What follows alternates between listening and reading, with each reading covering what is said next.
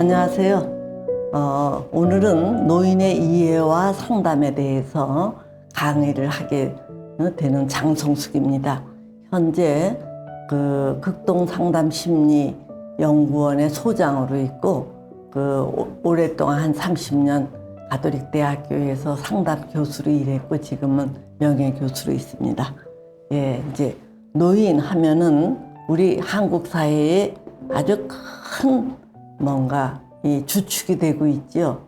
이제 과거에는 뭐 이렇게 노인 하면은 이제 중심에서 이렇게 좀 벗어난 사람으로 이렇게 인식되었는데 이제는 노인 인구가 아주 급감하면서 우리 사회의 주축이 젊은이들이라기보다 오히려 노인 아닐까 하는 생각이 들 정도로 이 노인을 대상으로 하는 여러 가지 프로그램, 프로젝트, 또 뭐 장사 이런 것들이 다 이제 노인을 중심으로 펼쳐지는 게 아닌가 싶습니다. 그래서 이제 우리가 노인 하면은 65세 이상을 이제 노인으로 이렇게 간주를 하는데 지금 현재 2025년에 그 노인 인구가 이 1,000만 명 정도라 그래요. 그러니까 전 인구의 20%가 노인이라고 하니까 이게 뭐 대단한 숫자거든요. 이제 그래서 일부에서는 뭐 초고령이니 어쩌느냐 하면서 이게 이제 가분수로 이게 이제 정삼각형으로 이렇게 되어야 되는데 역삼각형, 즉 가분수 이 형태를 이룬다고 해서 위기다, 또는 위험하다 등등 난리를 치는데 또 이제 그렇게 보는 관점도 일리가 있어요. 그러나 어쨌든 현상이 그 정도로 노인 인구가 굉장히 많은 게 사실이에요. 근데 이제 이런 비율이 지금 2036년, 즉 11년 후에는 30%가 된다 그러니까 무서운 속도로 이 노인 아주 뭐 확장이 이루어지는 거지요. 그리고 2050년에는 40%를 육박한다고 하니까 이건 정말 좀 곤란할 정도의 이제 수준 아니냐 뭐 그렇게 이야기가 되어요. 어쨌든 여기에서 이제 우리가 주목해야 할 거는 노인의 세력이 굉장히 이제 보는 각도에 따라서 노인의 세력이 만만치 않다. 또 뭐 이제 생산적인 관점에서 보면은 이게 생산성이 떨어져서 난리다. 이렇게 보고 또 상업적인 면에서는 이 돈 있는 사람들은 노인이지 젊은이들이 아니니까 이 이제 장사를 하더라도 노인을 타겟으로 해야 된다. 이런 식으로 이제 보는 자의 그 위치, 관점이 어디냐에 따라서 이 노인의 이 폭증에 대해서 이제 언급하는 게 다 다르거든요. 다 다른데 그걸 뭐 우리가 좋다 나쁘다 이런 차원이 아니라 어쨌든 이 비율로 그렇게 이제 무섭게 노인이 이게 증대된다라는 걸 우리가 이해하자는 얘기예요. 자, 이제 저는 이 노인의 이제 그 연령을 뭐 아까는 이제 뭐 사전상으로 65세 이상이라고 했는데 이제 대충 우리가 이 인생의 주기를 3등분을 해서 보면은 뭐 옛날에는 이제 사춘기 정도만 되면은 생식 능력이 있으니까 이게 어른 구실을 할 수 있지 않느냐 이렇게 여기던 시절도 있어요. 그래서 조혼도 있고 그랬는데 자 이제 현대 사회에 와서는 배울 게 너무 많다는 얘기예요. 준비할 게 한두 가지가 아니에요. 그러니까 이제 뭐 사춘기만 되면은 생식 능력이 있어서 생물학적으로는 어른 수준이라고 하지만 이제 우리가 이렇게 볼 때는 뭐 사춘기가 아주 위험한 시기죠. 철부지고 천방지축이고 그러니까 사춘기를 성인으로 보는 거는 동물 사회에서는 가능할지 몰라도 이게 이제 문화를 이루는 우리 사람으로 볼 때는 이건 말도 안 되고 어쨌든 최소한도 고등학교 즉 20살은 넘어야 이제 성인이지 않느냐 뭐 이렇게 간주하던 때가 있어요. 그래서 고등학교 때까지는 부모님이 돌봐주고 이제 그 다음부터는 뭐 용돈도 알아서 벌어서 써라. 이제 뭐 또 고등학교를 졸업하면 성인 이제 이 성인식을 해준다든가 이런 식으로 이제 해줬는데 지금은 이 20살 정도가 아니라 대학교를 졸업해도 아직 이 철부지 취급을 해요. 그래서 군대도 갔다 오고 대학도 졸업하고 또 사회에 나와서 한 몇 년 동안 어리버리하면서 이 초짜 생활을 좀 거쳐야 이제 한 30살 정도로 해서 결혼도 하고 직장도 좀 안정이 되고 이렇게 되지요. 그래서 우리가 초반부를 이제 한 30세까지 잡는데 이 30세까지는 이제 좌충우돌 하면서 이것저것 이제 배우는 시기예요. 즉 준비기가 한 30은 되지 않느냐 이렇게 우리가 이제 보지요. 자, 그러고 이제 중반부는 30살부터 이제 30살부터 60세 정도를 우리가 얘기를 해요. 이때에는 이제 가정을 이루고 배우자를 맞이해서 또 출산을 하고 또 아이들을 키우기만 할 뿐만 아니라 이제 본인들도 뭐 이렇게 직장에서 자기 구실을 해야 된다는 얘기예요. 그러니까 뭐 승진도 해야 되고, 또 이제 윗사람의 주문에 따라서 움직이기도 하고, 또 자기 세력을 구축하기 위해서 줄도 잘 쓰고, 또 후배들도 잘 챙겨야 돼서 뭔가 하여튼 자기 사회적인 입지를 다져야 되는 시기가 이제 중반기인데, 이제 한 30살서부터 한 60살까지를 우리가 중반부로 보지요. 여기에 물론 개개인마다 개인 차이가 있기는 해요. 조금 늦게 시작하는 사람도 있고, 또 어떤 사람은 이 뭔가 생산, 활동을 하는 시기를 20년으로 뿐이 안 보는 사람들도 있어요. 이제 그만큼 이 직업 전망이 불투명하다는 얘기죠. 자, 그렇지만 우리가 대체로 어떻게 여기느냐 하면은 이제 한 30살부터 쭉쭉 뭐 자기 뭐 역량에 따라서 노력도 하고 그러면 50대에는 이제 피크를 이룬다 그래요.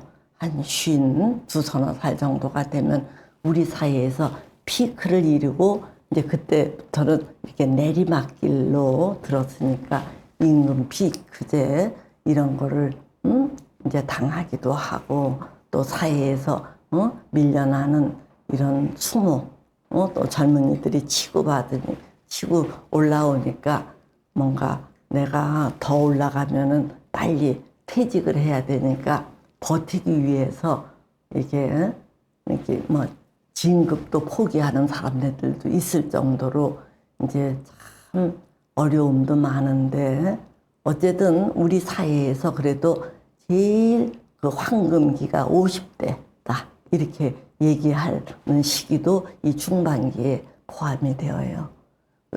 제가 이제 아니 우리 사회에서 젊은 시절이 황금기 아닙니까? 그랬더니 안 그렇대요. 젊었을 때는 해야 할 게 너무 많아서 정신이 없다 그래요. 그래서 일찍이 애 낳은 사람네들은 자기 일에 몰두하느라고 애 이쁜 줄도 모르고 애에게 관심 가질 사이도 없이 정신없이 바쁘다 보니까 그래서 어느 날 이렇게 눈을 떠보면 애들이 이미 쭉 커 있어서 이 부모 말도 안 듣고 지멋대로이니까 너무 후회 막급해서 아이를 다시금 낳아서 제대로 키워보고 싶다 그래서 뒤늦게 이제 어느 정도 궤도에 오른 뒤늦게 애를 낳고자 하는 사람들도 간혹 있더라고요. 그만큼 이 중반부 시기는 정말 일도 많이 해야 되고 정신없이 바쁘고 역할을 많이 해야 되는 거니까 이 시기는 참 고달픈 시기예요. 이제 고달픈 시기이기도 하고 또 파워를 이게 누릴 수 있는 시기니까 황금기라고도 얘기를 하는데 이제 이 60살을 넘기면은 이제 60세 이상서부터 이제 돌아가실 때까지죠. 이제 사망할 때까지 이제 거기에서는 뭐 20년을 더 사는 사람이 있고 30년 또는 심지어 100세까지 사는 사람도 있는데 이때 이 후반부가 저는 어떻게 보면은 가장 그 풍요로운 시기 아닌가 이런 생각을 개인적으로 합니다. 왜 그러냐 하면은 사실은 배울 때도 정신이 없고 또 역할을 할 때에도 이 책임감, 의무감, 이 구실 이런 거에 정신없이 사는데 이제 이 60세 정도 되면은 어느 정도 이제 사회적으로 더 이상 올라갈 때도 없고 자녀들도 약간 개인 차이가 있더라도 이제 자기 구실들을 할 나이가 되거든요. 이때 비로소 즉 후반부에 되면은 비로소 자기답게 살 수 있는 나이가 됐다는 얘기요. 그러니까 이제 밀쳐두었던 뭐 배우고 싶었던 거를 하기도 하고 여행을 꿈꿨던 분들은 여행을 하기도 하고 또 이제 자기 취미를 뒤늦게 발견해서 그거를 개발하는 재미로 살기도 하고 또는 정신없이 바쁘게 사느라고 삶의 의미가 뭔지 사랑의 가치가 뭔지 이런 것들을 몰랐는데 이때는 비교적 걸림없이 자유롭게 이제 이것저것을 할 수 있는 시기니까 보기에 따라서 굉장히 이 여유롭고 풍요롭고 축복받은 시기가 바로 이 후반부 아니냐 저는 개인적으로 이런 얘기를 합니다. 이렇게 얘기를 하면은 어떤 분들은 뭐라고 얘기하냐면 아이고 지는 하고 싶은 대로 다 했으니까 뭐 경제적으로 사회적으로 아쉬울 게 없으니까 후반부야말로 황금기라고 얘기하는 거 아니냐 이렇게 얘기 조금 안이 곱게 보는 분들도 계시더라고요. 물론 뭐 그렇게 봐도 할 수 없는데 우리가 이제 이 노년기에 몇 가지만 이게 좀 면제가 되면은 노년기야말로 후반기야말로 가장 풍요로운 시기인 거. 즉 자기 자신으로 살 수 있는 이제 비로소 죽기 전에 자기답게 살 수 있는 기회를 맞이하는 게 후반부라고 이렇게 여깁니다. 자 이렇게 이제 후반부가 되면은 이제 그동안 구실을 하느라고 역할을 하느라고 자기다울 수가 없는데 이제 자기 나라는 사람이 어떤 재주가 있느냐 뭘 좋아하느냐 이런 게 이제 비교적 선명해져요.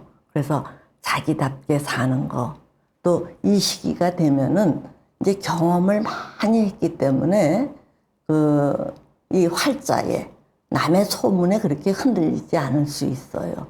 그러니까 그래 뭐 인생을 살아보니 별거 아니더라 또는 그게 그렇게 뜻대로 된다냐 그런 게 아니야 뭐 이제 이 어른들을 하고 이렇게 말씀을 해보면 이런 이야기를 심심찮게 해요. 그러니까 그게 뭐 대단하게 빛나는 지혜가 아니더라도 자기 경험을 그 바탕으로 한 나름의 어떤 식별력, 나름의 판단 이런 것들이 이제 이 노년기에는 그런 것들이 이제 서서히 윤곽을 드러내지요. 자 그러면서 그동안 이제 뭔가 간절하게 원하지만 밀쳐두었던 거 또는 누군가를 너무너무 미워했는데 우리가 그런 뭐 마음의 응어리를 품고 죽어서야 되겠어요. 그러니까 이제 노년기에 들었으면은 뭐 좋은 거든 나쁜 거든 이제 그건 흘려보내자. 어떠한 영웅호걸도 늙고 병들고 죽는 거를 피할 수 없는데 나도 이제 그렇게 될 거잖아요. 그러니까 뭐 좋았던 거든 나쁜 것였던 그런 어떤 한을 남기지 않고 이제 가기 전에 순하게 아주 순하게 이게 자기를 이제 털어내고 다듬고 그래서 홀가분하게 이제 마무리를 해야겠다 이런 생각을 암암리하게 된다는 얘기예요. 그게 젊은이들은 아마 잘 모를 거예요. 이렇게 노인이 되면은 언제 자기가 어떻게 사라질지 이 약간 의문이 늘 한쪽 곁에 이렇게 따라붙어요. 그러니까 자기도 모르게 물건을 조금 정리를 한다든가 또 맺힌 게 있으면은 푼다든가 빚을 갚을 게 있으면은, 이제 만나서 뭔가 고마웠다, 뭐 이런 이야기를 할 궁리를 사람들이 암암리하게 된다는 얘기예요. 즉, 다시 이제 정리를 하면은 이 노년기야말로 인생의 결실을 이제 다지는 시기로 자기다워지든지, 아무래도 지혜, 이런 아르마리, 식별력이 생기든지, 또는 이제 마음에 맺힌 거나 아주 갈증이나 응어리 같은 게 있으면은 이런 것들을 다 정리, 정돈 이제 하는 시기가 되지요. 자, 그래서 이 노년기의 이제 장점을 우리가 나열을 해봐라 하면은 아무래도 일선에서 물렀으니까 시간적으로 자유롭다는 얘기예요. 시간적으로. 그래서 정말 젊었을 때에는 거기에 뭐 직장에 매인을 하고 또는 하루라도 쉬면은 장사할 때 손해를 보니까 참 시간하고 싸웠잖아요. 근데 이제 그런 걸 보내고 나니까 시간적으로 널널하니까 뭐 그렇게 급할 것도 없다는 얘기예요.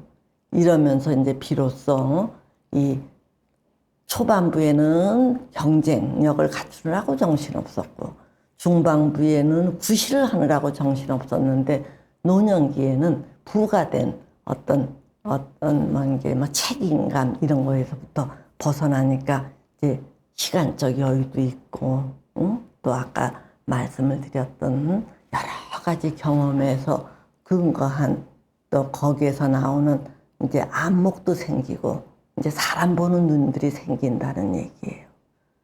저는 이 사람 보는 눈이라는 거에 대해서 이제 한 말씀 드리고 싶은데, 옛날에는 우리가 결혼을 할 때 뭐 내 의사가 반영이 되는 게 아니라 어른들이 알아서 너 이 사람하고 결혼해라 그러면 아무 소리 못하고 그냥 결혼을 하고 그랬잖아요.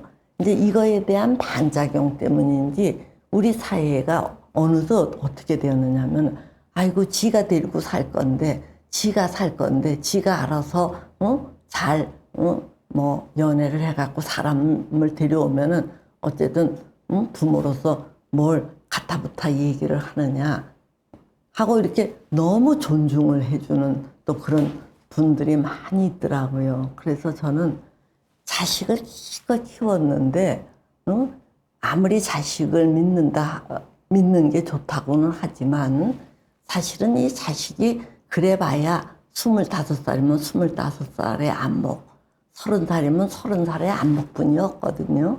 그러니까 그 나이대에서는 지하고 이렇게 감정이 통하고 말이 통하면 다 되는 줄 알아요. 자, 그래서 우리가 누군가를 만날 때 감정이 통하고 말이 통하는 게 제일 중요한 조건이긴 해요. 그러나 그것만이 전부가 아니라는 얘기예요. 그래서 자녀가 이제 이렇게 아직 가늠을 하지 못하는 것들이 아직은 많이 있어요. 이럴 때 부모가 그동안 인생을 살아나왔던 안목으로 이제 지들 수준에서는 대화 통하는 것만 봤지만 집안에 무슨 큰 유전병은 없는지, 또 그 부모님들이 이렇게 좀 사랑구실을 제대로 하고 친인척 간에 우애 있게 지냈는지, 또 사회생활 할 때 너무 정말 본댓머리 없이 살지는 않았는지, 또 그 내 자녀가 데리고 오는 파트너들이 너무 대바라지거나 또는 정말 싹둑맞지는 않은지, 이제 이런 것들은 지들 수준에서는 잘 그걸 못 보거든요. 이제 이런 것들을 어른들이 봐줘야 된다는 거예요. 자, 그래서 뭔가 아주 일륜지 대사 같은 배우자를 고르는 문제, 이제 이럴 때에는 그 너무 자녀에게만 위임하는 것도 위험하고, 자, 니들 수준에서 체크할 거는 네가 하고, 안목을 우리가 갖고 있으니까 우리 수준에서 이렇게 좀 봐줄 거는 봐주구마, 이렇게 얘기를 하고 이 사람을 선정하는 거, 이런 거에는 어른들이 관여를 하는 게 좋아요. 자, 그러면 이제 어떤 분들이 뭐라고 얘기를 하느냐면, 아이고 그러고 싶은데 요즘 애들이 말을 듣나요? 이렇게 얘기를 하기도 하더라고요. 근데 그럴 때 저는 어떤 생각이 드느냐면 평소에 부모 말을 애들이 잘 이해가 안 될 때가 있죠. 아직 지들 경험 수준이 얕으니까. 그렇더라도 어른에 대한 신뢰가 있으면은 내가 아직 잘 모르지만 부모에 대한 신뢰가 있으면은 부모님이 저렇게 말씀하시니까 그게 중요하겠지 하고 어느 정도 이거를 이게 수긍을 하고 받아주도록 키울 때 잘 하셨으면은 자녀들이 부모님이 그렇게 뭔가를 도와주려고 할 때 함부로 걷어차지를 않는다는 얘기예요.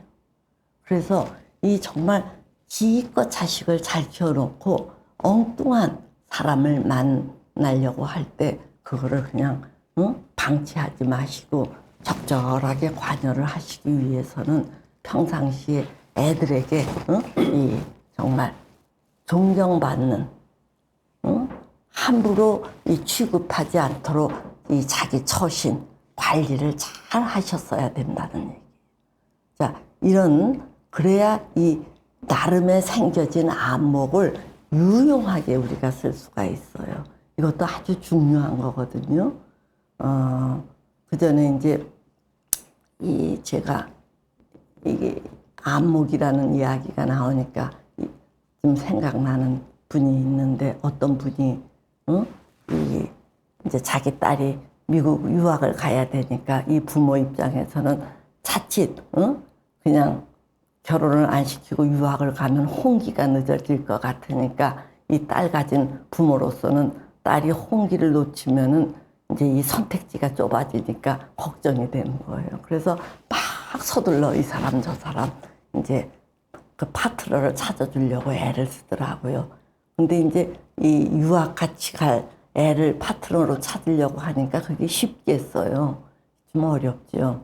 더군다나 이제 이 남자 유학 갈 아이를 자기 유학 가려고 하는 딸하고 이렇게 만나게 해주려고 하니까 그래서 상당히 이 고심을 하다가 이제 어느 애를 이렇게 소개시켜 줬더니 지들끼리 만나고 이제 말이 잘 통하고 뜻이 잘 통한다 그러니까 이 부모가 딸 가진 부모가 그래 시간도 얼마 없으니까 니들이 이렇게 잘 통하면 이제 어른들인 우리가 한 번씩 봐줄 테니까 양가 부모랑 한번 만나서 식사하는 자리를 갖자꾸나 이렇게 한 거예요. 그러니까 이제 이 딸과 그 남자애가 이제 이렇게 좋다. 그래갖고 이쪽 딸 부모와 저쪽 아들 부모가 이렇게 만났대요. 만났는데 이 남자의 아버지가 의사고 부인은 이제 엄마는 주부인데 그날 식사를 하고 와서 이 딸의 아버지가 딸에게 얘기를 한 거예요. 아무개야, 너 그 남자가 정말 마음에 드냐? 이렇게 물었더니 딸이 괜찮은데 왜 그러세요 아버지? 이렇게 이제 물으니까 이때 아버지가 하는 얘기가 이제 그 식사하는 자리에서 이렇게 보니까 그 남자의 아버지는 새님처럼 아무 소리도 안 하고 이렇게 있는데 그 어머니 되는 사람이 자기 남편이 의사인데다가 아들 잘났다라고 이런 자부하는 마음이 있어서 그랬는지 모르겠지만 여자가 왁왁왁왁왁 막 떠들더라. 그래서 그런 걸 이렇게 보니까 이 남자애가 이 어머니 치마 폭에서 주로 산에 갔더라. 아버지는 새님처럼 가만히 있고 엄마가 설치는 것 같은 인상을 받았는데 네가 그 남자랑 결혼을 해서 살 때 모든 일이 순조로울 때는 아무 문제가 없다. 그런데 조금 인생이라는 게 이제 그런 게 아니라 살다 보면은 조금 뭔가 껄끄러워질 일도 있고 위기도 있고 이럴 때 그 남자가 어머니 치마 폭에서 놀아놨듯이 이 부인의 등 뒤에 숨을 가능성이 있어 보여서 내가 조금 해나 싶어서 그런다 그러니까 이때 이 딸이 그래요? 아버지가 그렇게 보셨으면 그런 면이 있겠죠 하고 물러서는 거예요. 제가 그때 깜짝 놀랐어요. 이것 봐라.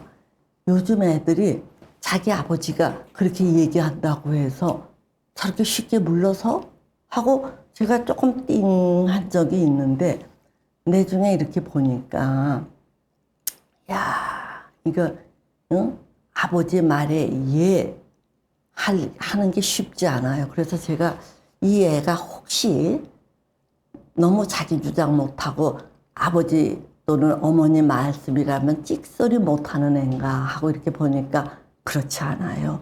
얘도 아주 당당하게 지할 소리를 하는데 아버지가 그 한마디 했다고 쓱 물러서는 걸 보고 제가 이제 놀라서 그 아버지를 상세히 봤어요. 그랬더니 이 아버지가 역시 이 자식의 일이라면은 아무리 바빠도 하루에 한 2, 30분씩은 식탁에서 꼭 이렇게 함께 식사를 한다든가 또 요즘 어떻게 지내니 뭐 어려운 일 없니 하고 이렇게 슬쩍슬쩍 지나가듯 물으면서 아이의 수준 상태 또 어려운 일 있으면 적극적으로 나서서 들어주고 풀어주고 하려고 늘 이렇게 했으니까 이 딸은 아버지에 대한 전폭적인 신뢰가 있는 거더라고요.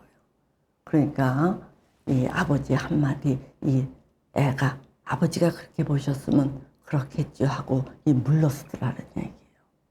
그래서 야 이게 이 너무 이 애들을 존중하고 너무 믿고 네 선택에 맡긴다 이러는 것만이 좋은 거는 아니다. 응? 이 어른들이 그동안 축적되어 있는 이 안목을 발휘해서 이 자녀를 도우려면은 이 부모가 평소 자기 관리를 잘해서 이 자녀로부터 이 존중을 받아야 되는 거예요. 이제 자녀를 그래서 얼마만큼 잘 키웠느냐 하는 거는 이 노년기에 확확 드러나요. 응? 자, 그러면서 이제 이 노인들이 가질 수 있는 또 다른 덕목이 뭐냐면 이 심적으로 아주 여유롭다는 얘기예요. 응? 뭐 좋았든 싫었든 이제 할 만큼 했기 때문에 조금 천천히 걸어도 되고 빨리 걸어도 되고 응?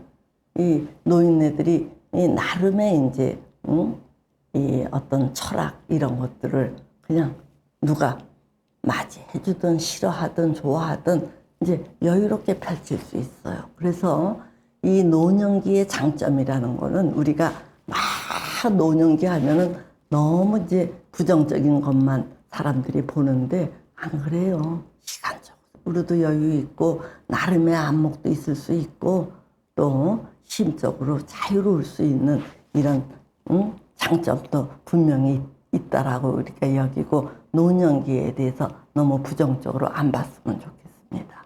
또 이거 못지않게 이제 노년기가 맞이하는 이 단점들도 만만찮게 많지요. 이제 일단 신체적으로 이제 굉장히 허약해져요. 그동안 우리가 젊었을 때는 조금 무리를 해도 이 체력이 그걸 이겨내니까 표대가 안 나요. 근데 그것이 이제 조금씩 누적이 되면은 이제 드디어 이제 그런 것들이 표출되기 시작하잖아요.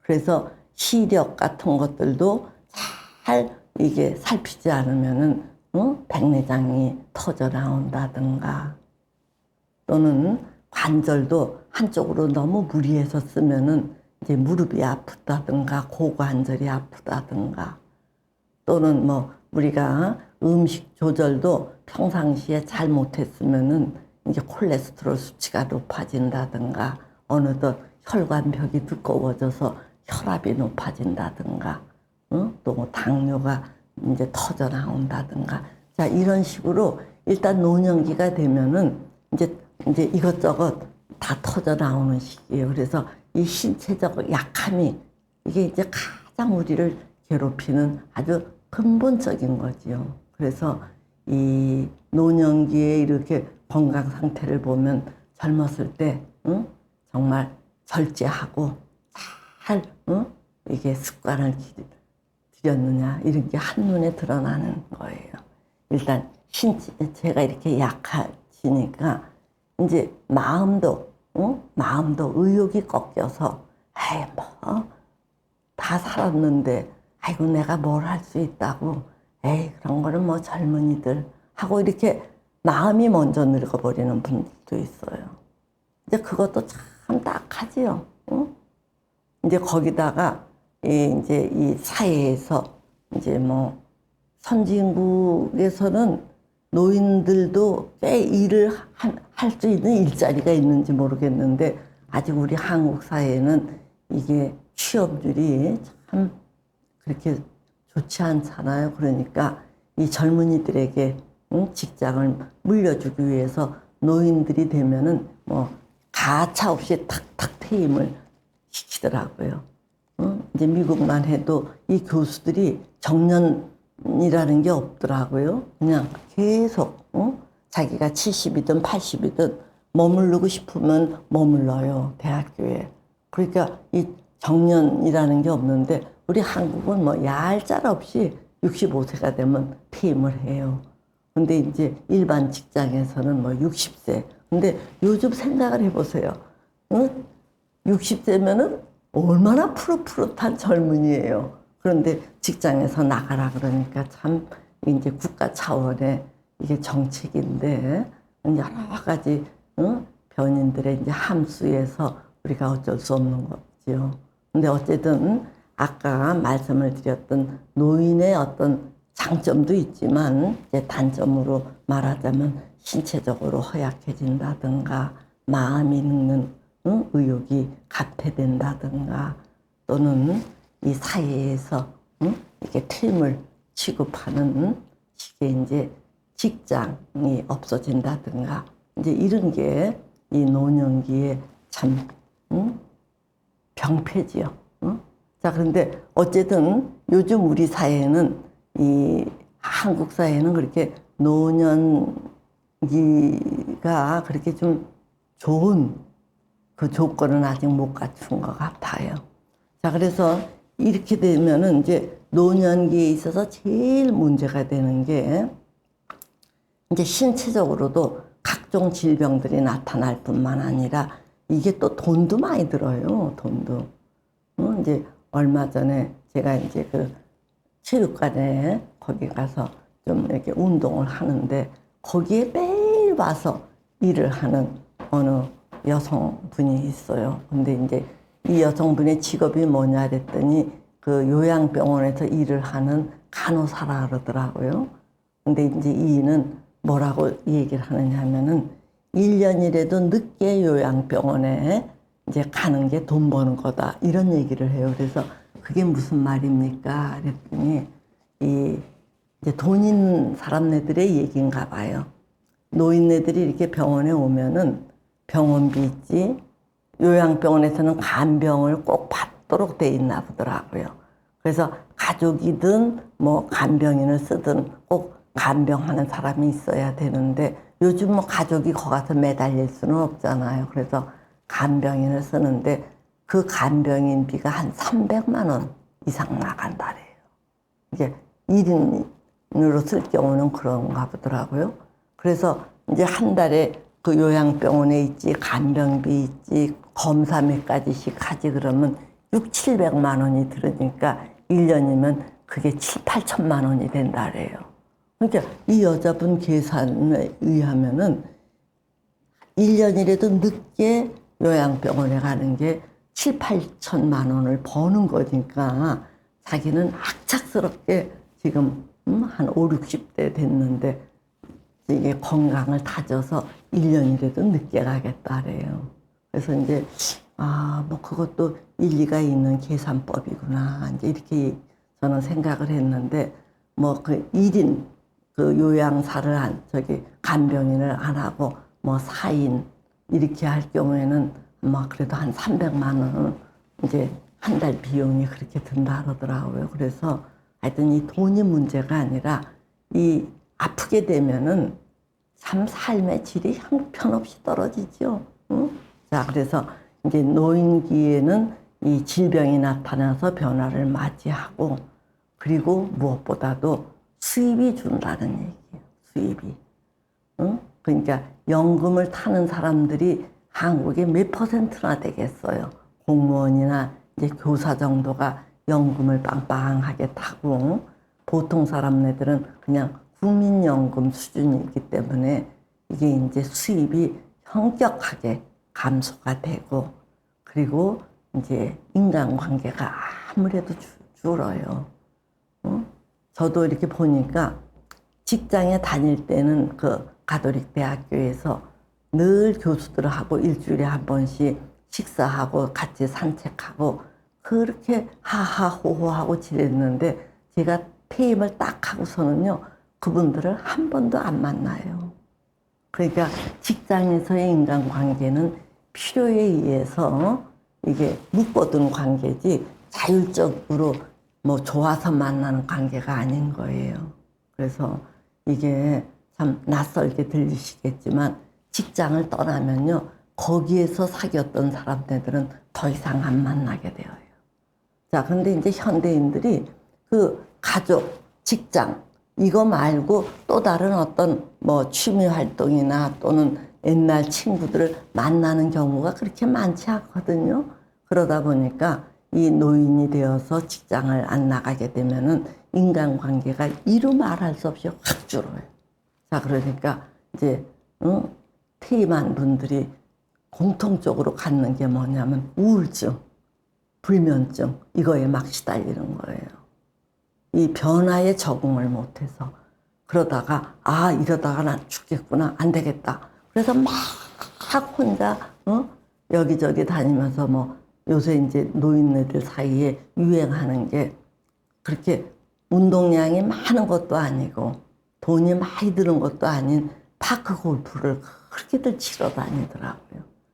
이제 이게 노인기의 변화인데 이제 이런 이제 노인의 변화에서 우리가 맞설려면은 무엇보다도 이 평상시에 건강 관리를 아주 잘해야 되는 거예요. 그러니까 콩 심은 데 콩 나고 팥 심은 데 팥 나게 돼 있다는 얘기예요. 그래서 이 젊었을 때부터 관리를 잘한 사람들은 노년기에 그렇게 현격하게 이렇게 무너지지 않으니까 신체적 건강 그러고 이 경제적 여력을 잘 이게 관리하는 건데 이제 일본도 과거에 그랬다래요. 자녀를 그 교육시키기 위해서 부모들이 막 쏟아부었대요. 쏟아부었는데 어떤 현상이 벌어지느냐 하면은 이제 이렇게 자녀들을 막 너는 공부만 해라 공부 다른 거는 못해도 관계없다. 그래서 막 공부만 시켰는데 이 애들이 이제 콩나물처럼 그 뭔가 좀 비리비리하게 컸겠지요. 그러다 사회에 진출했는데 뜻대로 되지를 않았을 때 깡다구 있게 그거를 버텨내거나 넘어서질 못하고 휙 이렇게 위축이 되어서 뒤로 빠진다는 거예요. 그래 놓고서는 이 부모에게 의지해서 사는 거예요. 더 이상 도전을 하고 하거나 뭐 앞으로 나가질 못하고. 그래서 일본에서 이제 그 히키코모리가 그래서 생긴 거라 그러더라고요. 히키코모리들이 많이 생겼는데 이제 일본이 발칵 뒤집혀지는 게 뭐 때문에 뒤집혀졌느냐 하면은 이 부모가 이제 한 20, 30년을 그렇게 또는 3, 40년을 이 나이 든 자식, 결혼도 못하고 직장도 못 가진 자식을 부양하면서 살았는데 이 부모가 이제 나이 들어서 고령이 돼서 죽었는데도 이 자녀가 사망 신고를 안 한다. 왜 사망 신고를 안 하느냐면은 사망 신고를 하면은 돈이 안 나오니까, 응? 연금이 확 끊어지니까. 그래서 자녀들이 자기네들이 먹고 살려면은 부모님이 죽었다라는 사망 신고를 안 해야 되니까 시체 유기가 여기저기에서 터지니까 일본인들이 경악을 하고 아 이래서는 안 되겠다. 그래서 일본 사회에서 이제 많은 국민들이 공부를 할 자는 하고 안 할 자들은 그냥 씩씩하게 아주 활동적으로 그냥 키워야지 그냥 되지도 않는 공부한다고 막 키우다가 이런 낭패를 볼 수는 없다. 그래서 더 이상 공부에 재주 없는 애들은 안 시킨다 그러더라고요. 그러니까 이제 국가 차원에서는 이 애들을 막 공부로 몰아붙일 게 아니라 매일 체육 시간을 2시간씩 준다는 거예요. 2시간. 그러면 이 애들이 학교에 와서는 한 2시간 정도 막 운동을 하고 막 밀고 당기고 또 팀워크를 이룩하고 이렇게 하면서 자랐던 애들은 뭔가 이렇게 꺾였을 때 쑥 꺾이거나 들어가지 않고 어떻게든지 또 해낸다는 거예요. 그래서 일주일에 1~2시간씩 체육 시간이 있던 거를 대폭 개선을 해서 하루에 2시간씩으로 의무화했다래요. 근데 이제 우리도 점차 이렇게 되어야 되지 않겠나 하는 생각이 들어요. 응? 자, 이제 이런 것과 아울러 이제 다시 말씀을 드리면 이 건강 관리를 잘 해둬야 된다는 거. 또 이 노후의 빈곤을 피하기 위해서는 무엇보다도 이제 돈을 아껴 써야 되는데 명품을 사거나 뭐 호사스럽게 사는 거 이것뿐만 아니라 자녀 교육시킨다고 돈을 거기에다가 너무 쏟아부을 필요가 없다는 얘기예요. 그래서 한국 부모들이 노후에 왜 이렇게 돈이 없는가 하고 이렇게 보니까 자녀들 교육비에 어마어마한 돈을 쏟아부은 거예요. 근데 이제 우리도 이 조만간 일본처럼 그런 사태가 벌어지면 그렇게 공부시키려고 돈을 쏟아부을 필요 없구나 이런 거를 이제 깨닫게 되지 않을까 그런 생각을 개인적으로 해봅니다. 자, 그 다음에 이제 이 무료함. 이제 이렇게 사람들이 제일 이 체력이 건강이 무너지면 뭐 다 무너지는 거고 건강은 있다 하더라도 이 경제적 여력이 없으면은 삶이 굉장히 고달퍼지는 거죠. 자, 그런데 이제 체력도 되고 경제적으로도 먹고 살만 해도 이제 하나 더 추가가 되는 게 뭐냐면은 무료하면 이것도 지겨운 거예요. 그래서 이 노인이 원만하게 살려면은 3가지를 갖춰야 돼요. 체력, 돈, 그리고 재미. 이제 이 무료함을 극복해야 되는 건데 첫째, 둘째는 그래도 잘 하는데 셋째가 문제인 사람들도 의외로 많아요. 그러니까 그 얘기는 뭐냐 하면은 이 인간관계를 소홀히 했다라는 얘기예요. 자, 그래서 이제 저는 뭐 이제 이게 상담, 즉 정신적인 문제를 다루는 사람으로서 제가 가장 역점을 두는 것은 이 인간관계가 무료하면 안 되겠다. 이게 3번째 거거든요. 자, 그런데 이제 사람에 따라서는 특히 아직 우리 한국에서는 3번째 거를 고민하는 사람네들의 비율은 그렇게 많지 않다 그러더라고요. 사람네들이 제일 고민하는 거에 대표적인 게 경제적 빈곤이라는 얘기예요. 경제적 빈곤. 그러니까 이 이야기는 뭐냐면은 우리 사회가 너무나 이게 급변하는 속에서 부모들이 자녀들을 어떻게든지 키우는 혈연을 중시하는 사회에서 자녀들을 위해서라면 물불을 안 아끼고 막 돈을 써제꼈기 때문에 막상 노인이 되었을 때 애들은 자리를 못 잡고 경제적 여력은 딸리고 이렇게 되니까 경제적 빈곤으로 내몰린 지금 노인 인구가 어마어마하게 많다래요. 그래서 이거는 이제 국가적 차원에서 큰 골치를 앓는 문제라 그러더라고요. 그래서 이 정말 경제적으로 쩔쩔매는 분들은 무료하니까 이 지하철을 타고 그냥 이게 무료잖아요. 그래서 빙빙 이렇게 왔다 갔다 하루에 한 3~4번만 종점에서 종점까지 왔다 갔다 하면 이 시간이 간다는 거예요. 그런 노인네들. 또 무료 급식을 위해서 1~2시간씩 줄 서는 노인네들. 이 비율이 다른 나라에도 이제 거렁뱅이들이 많지만 한국 사회에서 이 노인 빈곤이 가장 큰 문제라고 해요. 그래서 우리가 이 노인할 때 다른 많은 뭐 이제 제대로 자기를 위해서 사는 시기다.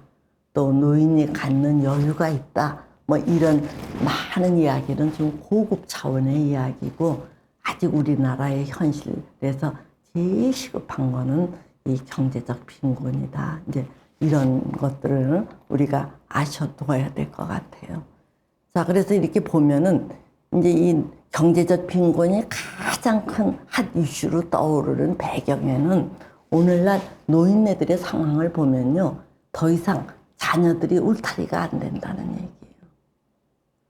그 전에 이제 지금 노인 되신 분들은 어떻게 보면 이 부모님하고 자기 자녀들 사이에서 이제 낀 세대라 그러는데 부모님에게 효하는 것도 일종의 의무였고 자식을 위해서 헌신하는 것도 일종의 책임이었는데 그래도 이분들은 고달퍼도 상당히 이 자부심 있게 사시는 분들이에요. 열심히 일해서 부모님 봉양하고 자녀들 교육시키고 이렇게 했는데 자녀들은 이 부모님처럼 경제 활동을 할 만하기 지금 사회적 조건이 안 되는가 봐요. 또 국민소득은 높아서 힘든 일을 안 하려고 해요. 벌써 한 4만 불이 되면은요, 땀 흘리는 일을 안 하는 게 이 젊은이들의 특징이래요. 그러니까 미국도 이 제조업이 있을 수가 없는 게 땀을 안 흘린다는 거예요. 그러니까 큰 뭐 배 만든다든가 조선업 같은 거는 미국에서 이루어질 수가 없는 게 땀을 안 흘리고 서비스업, 봉사료 이런 걸로만 챙기려고 한다는 거예요. 금융 뭐 이런 식. 자, 그렇듯이 요즘 이 우리 한국의 젊은이들이 국민소득은 높아져서 눈은 높아졌고 땀은 안 흘리려고 하고 일자리는 없고 그러니까 이 자녀들이 돈이 없어요. 그래서 이 부모를 자기가 받은 만큼 부모님께 혜택을 줄 수가 없으니까 자녀도 이 울타리가 안 된다. 응? 돈은 없고 또 그 너무 돈 벌어서 자기 가족들 먹여 살리는 거에 급급하느라고 인간관계도 소홀히 해서 홀로 남는 이 고적감 이런 것들이 이제 큰 이제 이 노인의 문제다 이렇게 거론이 되고 있습니다. 자, 이제 이 노인에 대한 이해는 이 정도로 하고 다음에는 이 노인 상담에 대해서 이제 우리가 어떻게 해야 될 건가 이거를 말씀드리도록 하겠습니다. 예.